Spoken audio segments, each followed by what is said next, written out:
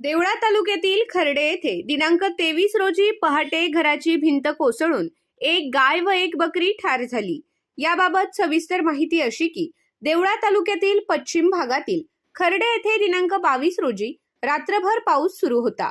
गुरुवारी दिनांक 23 रोजी पहाटेच्या सुमारास या ठिकाणी वादळी वाऱ्यासह झालेल्या पावसाने येथील आदिवासी वस्तीवर राहणारे रतन बंडू मोरे यांच्या घराशेजारी उभारण्यात आलेल्या पत्र्याच्या शेडमध्ये गायी बकऱ्या बांधलेल्या होत्या।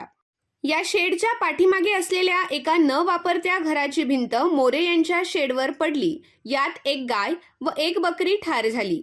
बाकी जनावरे जखमी झाले आहेत।